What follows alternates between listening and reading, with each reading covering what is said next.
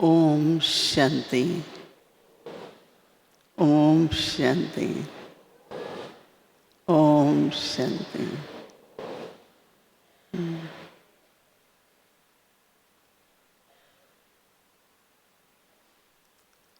जितना खुशी से और शांति से ओम शांति कहते हैं, उतना सबको अनुभव होता है, खुद को भी अनुभव होता है और दूसरों को भी होता है। और आजकल हर एक अनुभव करना चाहते हैं, तो बहुत बहुत प्रेम से, खुशी से कहना चाहिए ओम शांति। प्रेम और खुशी दोनों। तो प्रेम, खुशी, शांति आत्मा का अनादि स्वरूप है। तो ओम शांति में ही अपना पूरा परिचय आ जाता है। मैं समझती हूँ कि यह ब्राह्मण जीवन अमूल्य है, अलौकिक है और हमें से हर एक ने बाबा पर निश्चय, आत्मिक विश्वास और दृढ़ता से सब कुछ त्याग किया। बेशक बाबा कहते हैं कि ये त्याग नहीं है, ये भाग्य है, लेकिन फिर भी त्याग, तपस्या और सेवा तो निश्चय के आधार से हमने परिवार की, समाज की कई तरह के बंधन, कई तरह की रुकावटें पार करते रहे। ऐसे तो कहते हैं कि एक राजा की कहानी, उसकी बच्चियाँ थी, तो राजा ने पूछा तुमको कौन खिलाता है? तो सबने बोला आपका खाते हैं। एक ने बोला कि मैं, भगवान मुझे खिलाता है। तो लंबी कहानी है, लेकिन आज हम सबके जीवन की विशेष तौर से कन्याओं और माताओं की कहानी है। तो ये प्रश्न पूछते हैं, जब ज्ञान में आए और दृढ़ संकल्प किया कि बाबा के लिए ही जीवन है, बाबा की सेवा में ही रहेंगे, तो ये प्रश्न था, आपको कौन खिलाएगा, आपको कौन स्थान देगा? तो हमने कहा कि भगवान। कहते हैं वो तो है ही, फिर भी प्रैक्टिकल में कौन खिलाएगा? बहुत बड़ा प्रश्न समाज में, परिवार में उठता था। आपने सुना होगा कि हमारी ऑलराउंडर दादी सवेरे 2:30-3 बजे उनके पास, घर की बहू थी, धनवान घर था, तो इतनी सारी चाबियों का गुच्छा उन्होंने वहाँ बेड पर रखा और घर से निकल पड़ी। अब 3:30-4 बजे बहुत अंधेरा होता है, तो वो जल्दी जा रही थी। तो पुलिस ने देखा कि एक माता है, वो आधी रात को या अंधेरे में भाग के जा रही है। तो एक पुलिस वाला, उसने सोचा कि उसकी रक्षा होनी चाहिए, तो उसके साथ चल दिया। थोड़े आगे और गई तो एक और पुलिस था। उस पुलिस ने देखा कि ये शायद, तो ऐसे करते करते वो चलती गई और पीछे से कई पुलिस वाले उनके पीछे पीछे कि क्या हुआ तुमको, क्यों भाग रही हो, कहाँ जा रही हो। तो उन्होंने कोई प्रश्न का उत्तर नहीं दिया। वो चलती गई जब तक वो बाबा के पास पहुंची।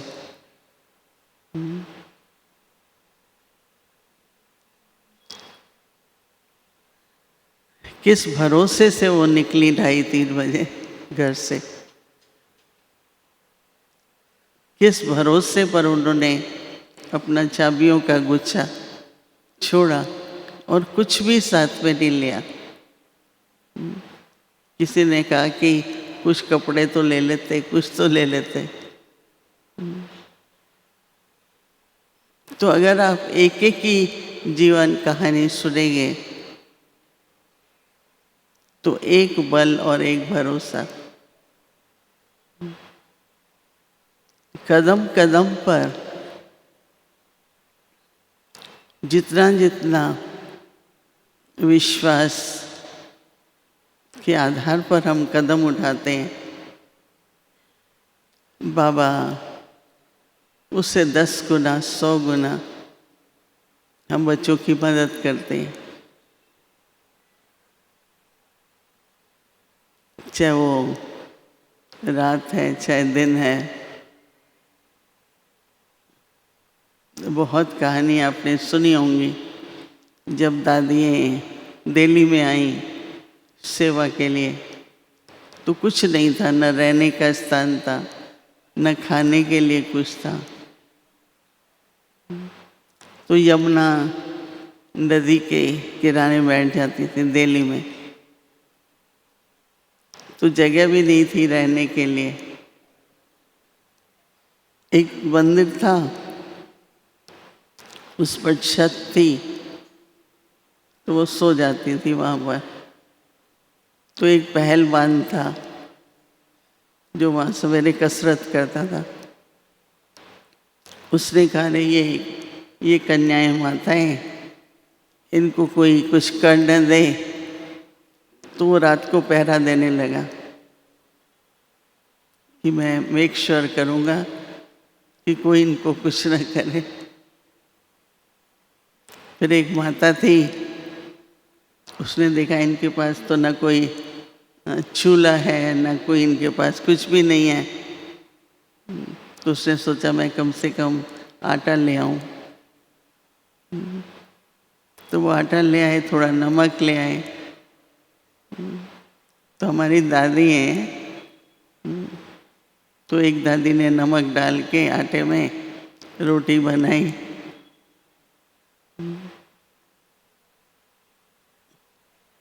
और थोड़ा सा उन्होंने रात को इतना दूध था उसकी दही बना ली थी। तो वो रोटी और दही से उन्होंने मॉर्निंग में भोजन किया। बाबा ने उनको कहा 14 साल की तपस्या के बाद कि बच्चे अब सबको बाहर जाना है, सबको सेवा करनी है।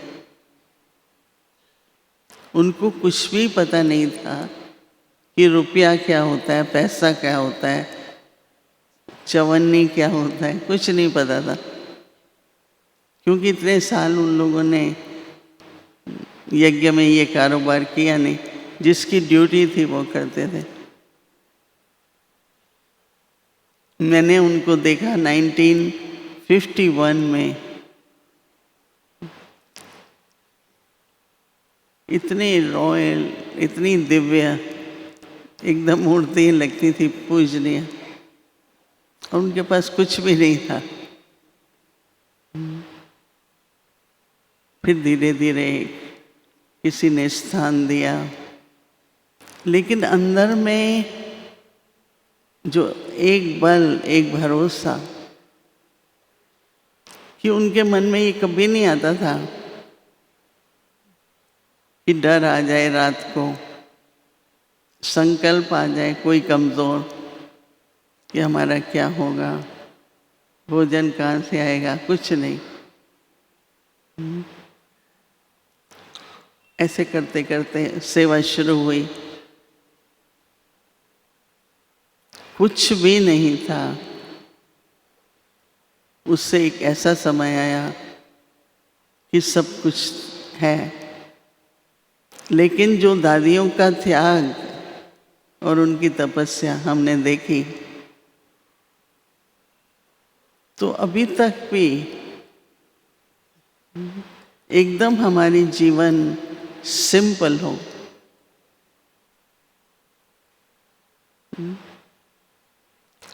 कितना भी कुछ है, परंतु मुझे क्या करना है? 2 टाइम भोजन चाहिए, थोड़े से वस्त्र चाहिए। बाबा की सेवा के लिए चाहे बड़े बड़े मकान हैं, पर मुझे क्या चाहिए? तो एक दादियों ने हमारे सामने त्याग का एक बल और एक भरोसे से जो अपनी जीवन व्यतीत की, वो हम सबके लिए एक प्रेरणादायक कहानी थी।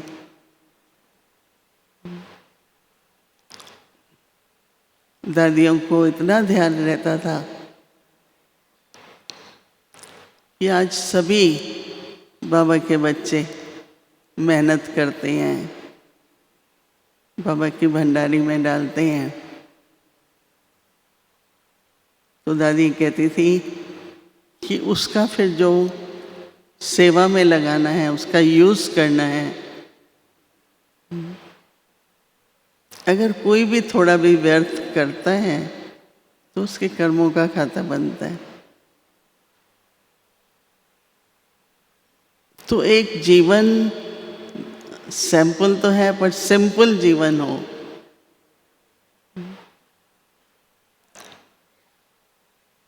किसी भी प्रकार से कोई भी बात का शौक नहीं है, इच्छा नहीं है।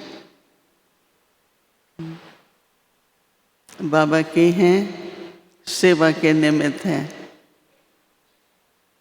और सभी जो भी सेवा में अपना तन मन धन लगाते हैं, हम उसको सफल करें, सफल कराएं। तो हर एक अपने जीवन में सोचे कि एक बल, एक भरोसा।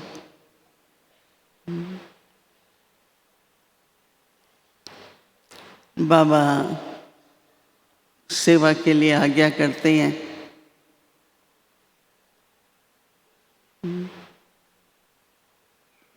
गुलजार दादी कहती हैं कि बाबा ने एक बार कहा, आप लोगों को लखनऊ जाना है। आपने सुना होगा कि नहीं? दादी गुलजार बहुत समय लखनऊ में रही।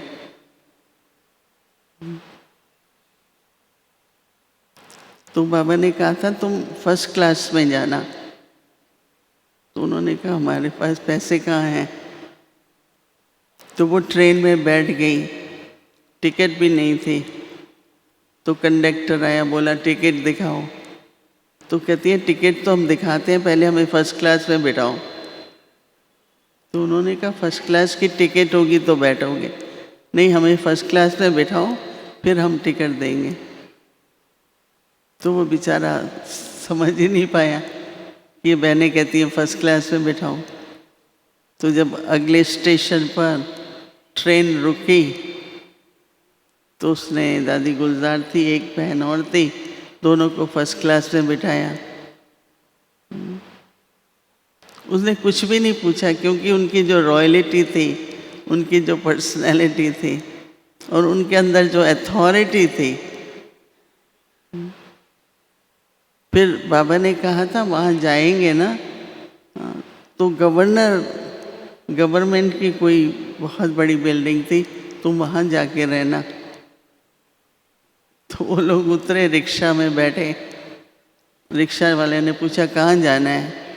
बोला वो जो गवर्नमेंट हाउस है ना इधर उधर, हमको वहाँ जाना है। तो वो रिक्शा वाला देख रहा था कि कोई गाड़ी नहीं, कुछ नहीं, रिक्शा है, उनको लेके गया वहाँ पर। तो उन लोगों ने सब खोल दिया, कमरे ये वो क्या। बोला कि कहाँ से आए हो? बोला हमको इसमें रहना है। तो 3 बातें बाबा ने बोली थी उनको कि फर्स्ट क्लास में जाना, गवर्नर हाउस में रहना,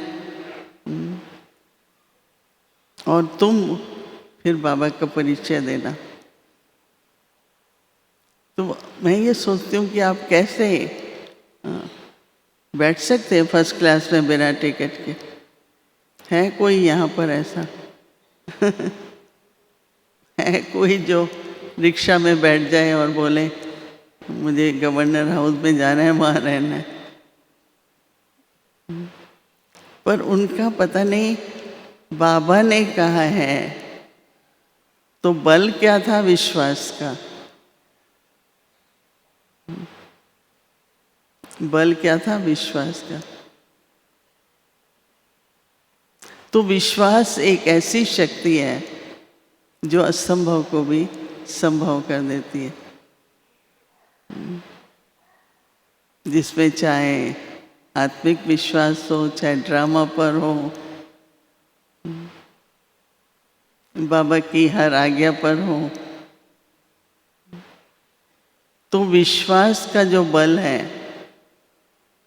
उसकी जो दृढ़ता है, कई कहते हैं दृढ़ता की क्या परिभाषा है? विश्वास के बल की, विश्वास का बल उसकी दृढ़ता। निश्चय और विश्वास में फर्क है। निश्चय बुद्धि से होता है और विश्वास दिल का होता है। नहीं, कई बार हम कहते हैं मेरी दिल मानती है, मेरी दिल कहती है, मेरी बुद्धि। तो बेशक बाबा कहते हैं निश्चय बुद्धि विजयंती, लेकिन उसके साथ साथ जो हमारे कदम कदम पर अनुभव होते हैं, उसके आधार पर विश्वास होता है।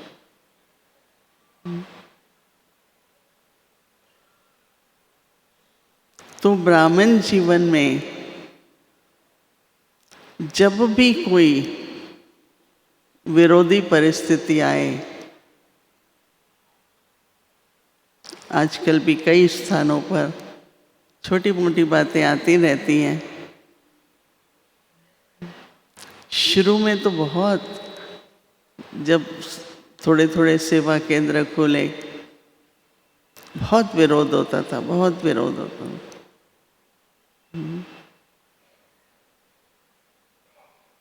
लेकिन हम लोग कभी भी बाबा कराएगा, बाबा की सेवा पर हैं, कभी भी ये नहीं बोलो सेवा पर है। बाबा क्या लिखते थे? ऑन गॉडली सर्विस, ईश्वरी सेवा पर हूँ, गॉडली सर्विस पर हूँ। फर्क है, सेवा पर हूँ कि गॉडली सेवा पर हूँ।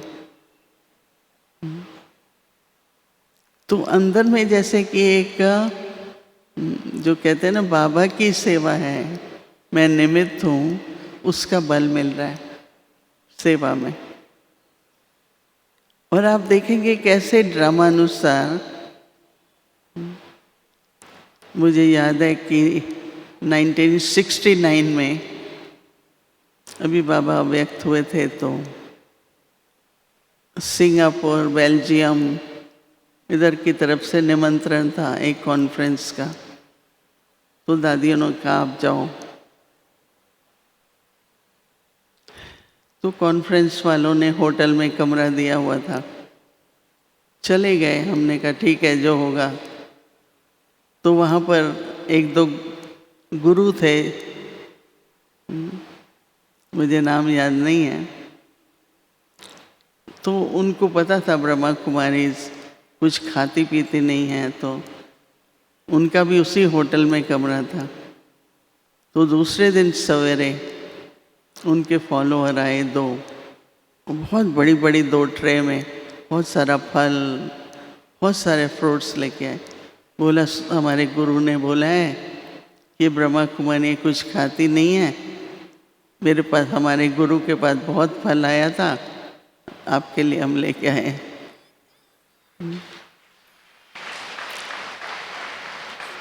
फिर उनको बोला कि आप उनसे मेडिटेशन ज़रूर सीखना, क्योंकि वो तो 1 मिनट में आपको बताएंगी, बस आपका तीसरा नेत्र खुल जाएगा, आपका भगवान से मिलन हो जाएगा।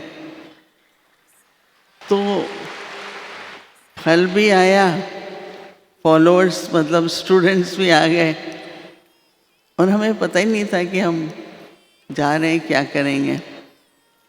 तो वहाँ पर कई लोग ऐसे थे जो संपर्क करने लगे।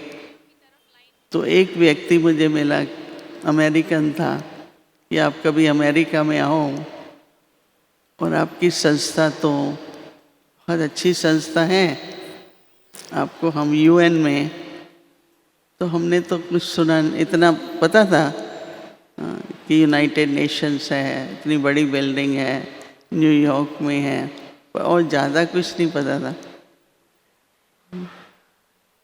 अब सिंगापुर में 69 में, फिर हम यूएसए में आए 72 में, मैं पहले लंदन फिर अमेरिका गई। तो जब डायरी खोली तो जो सिंगापुर में लोग मिले थे वो न्यूयॉर्क में मिले, और वो यूएन के थे। तो बोला आपकी संस्था तो शांति के लिए काम करती है, तो आप क्यों नहीं मेंबर बनते हो? तो हमने कहा हम तो किसी को जानते नहीं हैं। बोला मैं परिचय कराता हूँ, मैं आपको बताता हूँ कहाँ जाओ, कौन सा फॉर्म भरना है, फिर क्या करना है। तो मैं कहने का भाव कि अगर हम वो विश्वास का बल रखते हैं, तो जैसे ड्रामा में कदम कदम पर कोई तैयार है सहयोग देने के लिए, सेवा में मदद करने के लिए, सभी ने, आप सबका अनुभव होगा नए स्थानों पर जब जाते हैं, तो जितना हम विश्वास का बल यूज़ करते हैं, तो उसके पास गए कि हमको मेंबर बनना है, ये वो, तो बोला हाँ, क्योंकि हम लोगों की ड्रेस देखते हैं, हम लोगों का बोलना, मतलब शांति से बात करते हैं, धैर्यता से बात करते हैं, तो उसका भी प्रभाव पड़ता है। तो यूएन में मेंबर बने। ऐसे कदम कदम पर तो वहाँ थे तो कोई आया, सारे वर्ल्ड के लोग होते हैं, आप कनाडा क्यों नहीं आ रहे हो? तो हम तो जानते नहीं किसी को। चलो मैं आपको कांटेक्ट देता हूँ, उनको बहुत अच्छा लगेगा आप जाएंगे तो। फिर कनाडा में थे तो वहाँ कैरेबियन गयाना का कोई आया, बोला बहुत बड़ा वुमेन प्रोग्राम चल रहा है, हम आपकी टिकट देते हैं, आप गयाना जाओ। चलो गयाना चले जाते हैं, बहुत दूर है। तो गयाना चले गए तो सब कहने लगे मोहिनी बहन वहाँ तो थोड़ा संभालना, कई तरह के लोग होते हैं, घर को ताला लगाए रखना, सेफ्टी भी नहीं है। मैंने कहा देखेंगे, चलो चलते हैं। तो वहाँ गए तो जो निमित्त आत्माएं थी उनको हम लोगों का बहुत ख्याल था। वो सवेरे ताला लगा देते थे कि आप बाहर नहीं जाना। मैं क्या करती थी, ताला खोल के चली जाती थी, क्योंकि हमको तो सेवा का शौक़ है।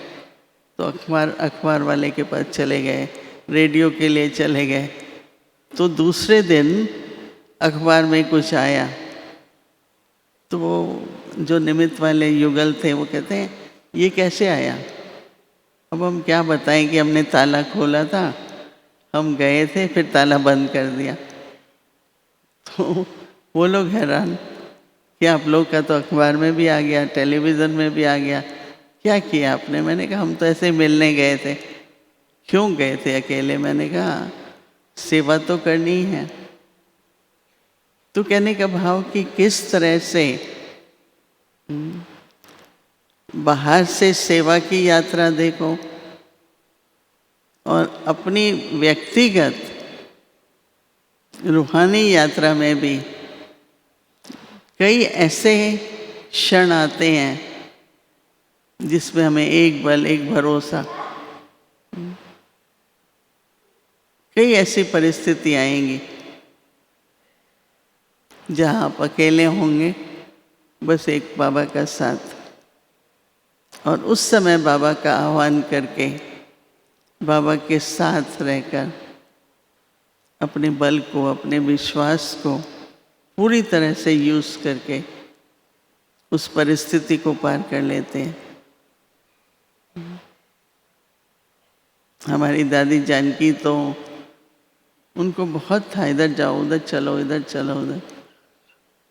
एक बार कुछ ऐसा हुआ कि हम लोग बिछड़ गए, मतलब वो दूसरे प्लेन में थी, हम दूसरे प्लेन में थे। तो वो तो ऐसे चलती थी जैसे वही मालिक है, राइट।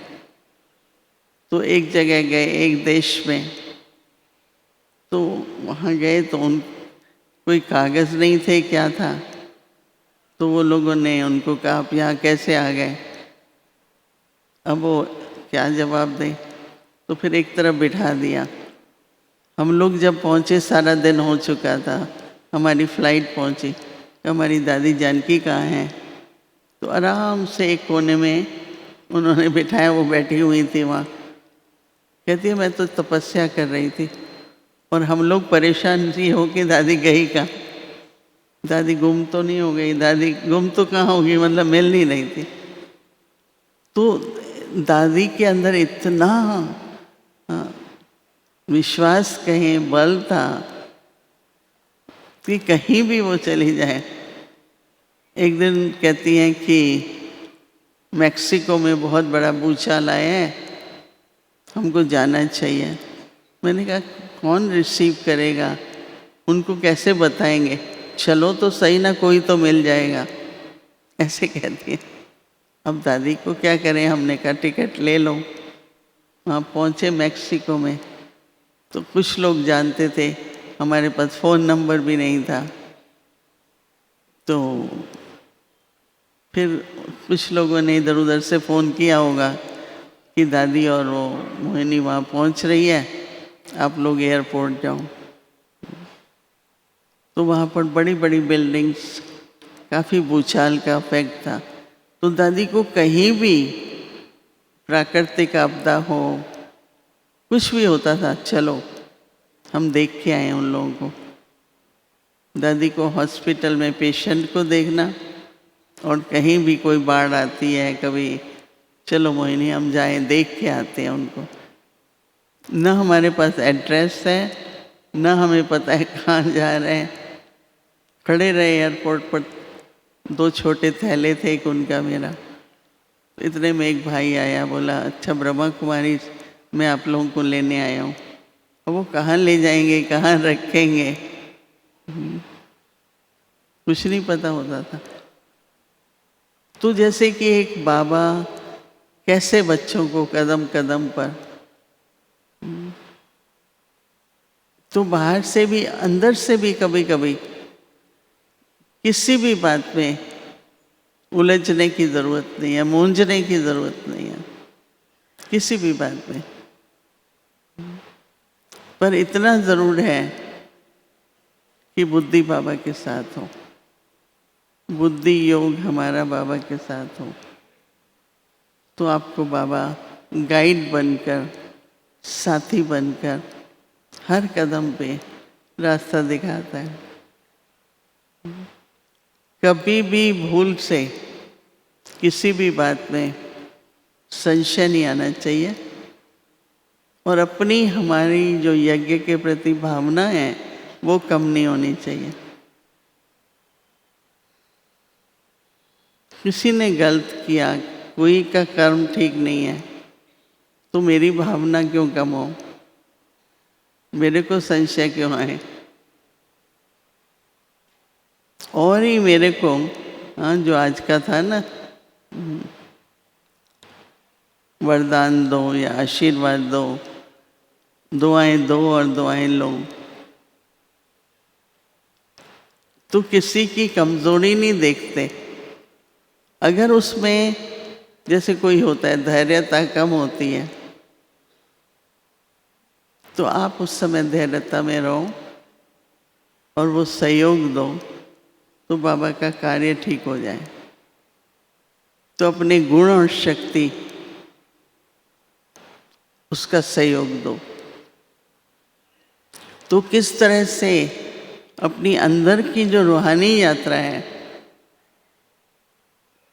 संपूर्ण बनना है, संपन्न बनना है, बाप समान बनाना है, मन वचन कर्म से सेवा ही करते रहना है, जो भी लक्ष्य है, जो भी लक्ष्य है, बाबा कैसे मदद करते। तो हमेशा एक बल और एक भरोसा,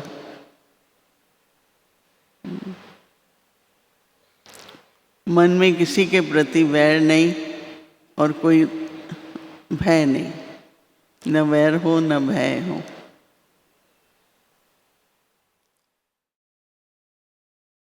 देखो प्लेन होते हैं, कितने प्लेन ऊपर जाते हैं,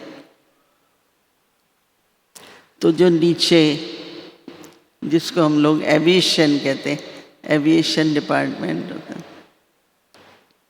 अगर रडार में प्लेन दिखाई नहीं पड़ता,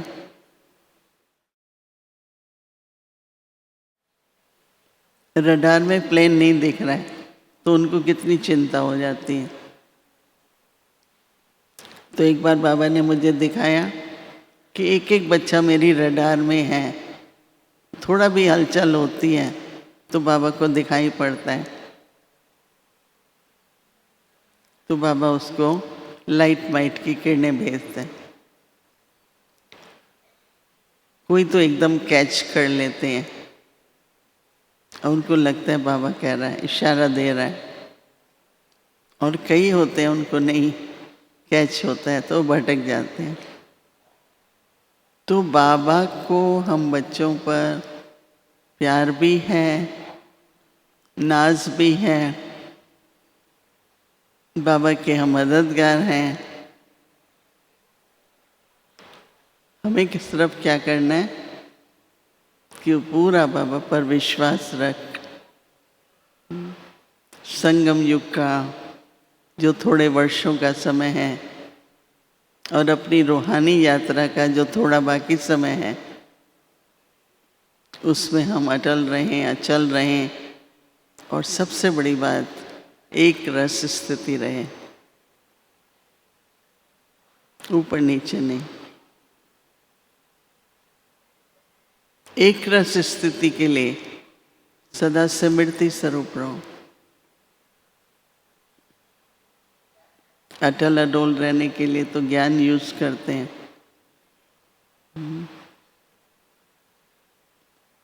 हम ड्रामा को बहुत यूज करते हैं, लेकिन कल्याणकारी ड्रामा है, ये पूरा शब्द है। कल्याण ड्रामा है वो तो ठीक है, पर इस कल्याणकारी है। तो कल्याणकारी ड्रामा जब कहेंगे तो एकदम अंदर में क्या कल्याण है वो सामने आता है, तो अचल अडोल रहते हैं। निरंतर बाबा की याद रहे तो एक रस स्थिति है। तो एक स्लोगन, एक वरदान सभी अपने मन में रखो, एक बल एक भरोसा। एक दूसरे को सहयोग देते हैं हम, लेकिन किसी पर आधारित नहीं, किसी के अधीन नहीं। एक बाबा, एक बल, एक भरोसा। तो एकदम बुद्धि क्लियर रहेगी और बाबा का हर इशारा उसको समझ भी पाएंगे उस पर प्रैक्टिकल में चल भी पाएंगे। और आज तो देखो नया होमवर्क शुरू हुआ है ना, दुआएं लेनी हैं, दुआएं देनी हैं, देनी है फिर लेनी है। हमेशा कहते हैं गिव एंड टेक, ये कभी नहीं कहते टेक एंड गिव। दो, पहले दो, दो दुआएं दो। और दुआओं का मतलब गुण और शक्तियों का सहयोग दो। गुण और शक्तियों का सहयोग देंगे तो दुआएं मिलेंगी, और दुआएं हैं तो सब सरल हो जाता है। जो ये विघ्न आते हैं ना, वो कोई आत्मा आपसे खुश नहीं है, कभी उसको दुख पहुंचा हुआ है, कभी किसी बात से उसका सम्मान भंग हुआ है, तो उसके मन में जो वाइब्रेशंस हैं आपके प्रति वो इतनी अच्छी नहीं है। तो हमको क्या करना है? हम दुआएं देते रहें, वाइब्रेशंस देते रहें। ठीक है, तो क्या स्लोगन है? एक बल एक भरोसा। दुआएं देनी है, दुआएं लेनी है। ठीक है।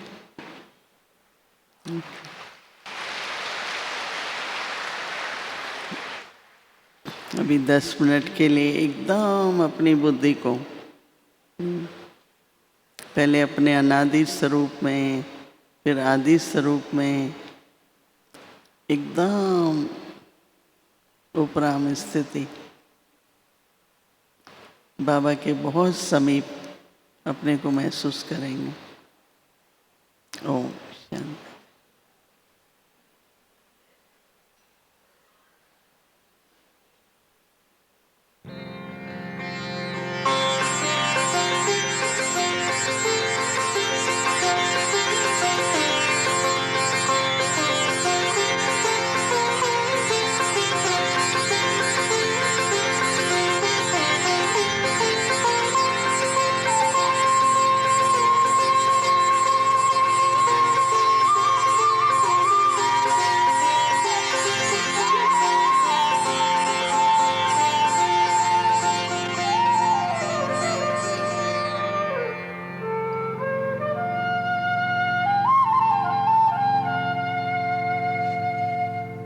बाबा तेरा बनने में सुख मिलता इलाही है,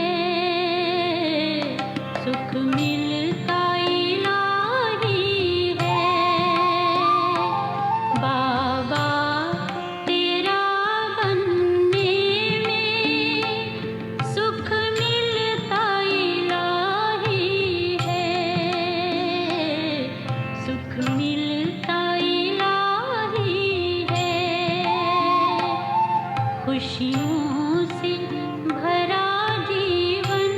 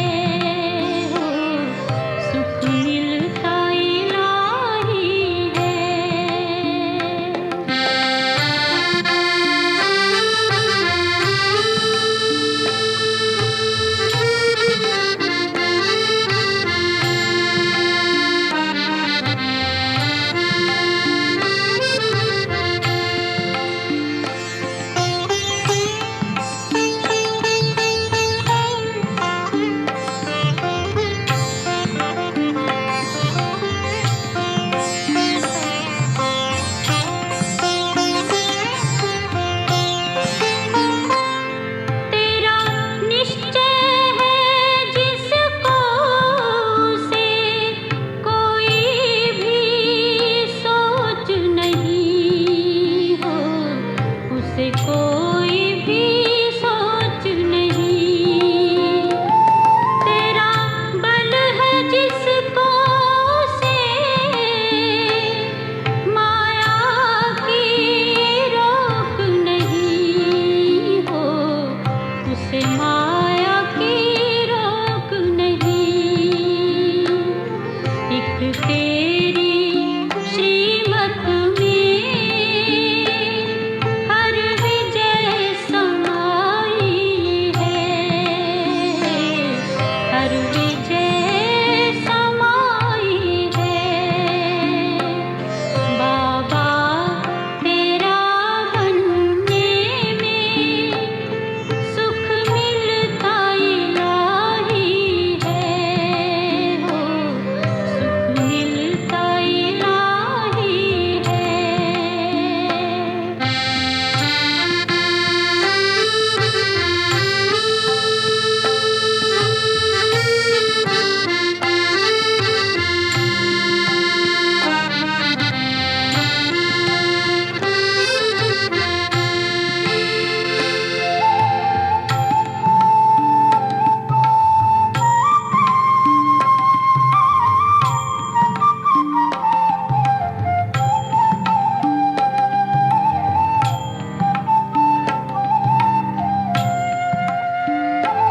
तेरी ही मधुर वाणी हमें मीठा बनाती है हो, हमें मीठा बनाती है।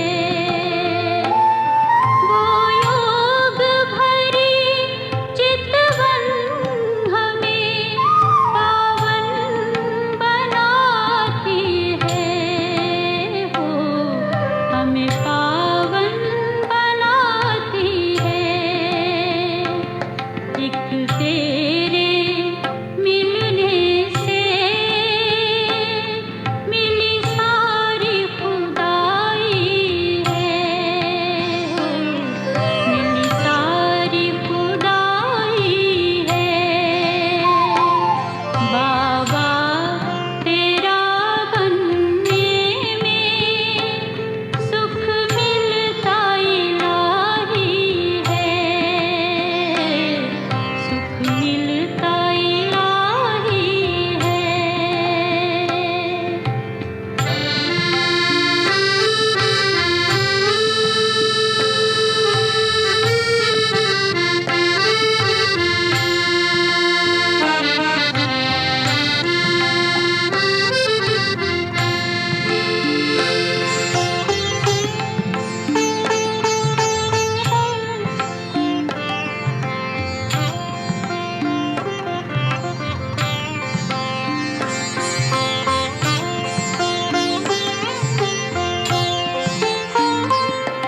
अतीन्द्रिय सुख वाला तेरी गोद में झूला है,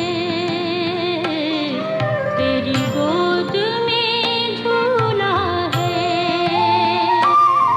जो बैठा गोद तेरी वो हर दुख को भूला है हो, वो हर दुख भूला है। बनके तेरे प्यार की मेरे दिल शहनाई है हो, मेरे दिल शहनाई है। बजे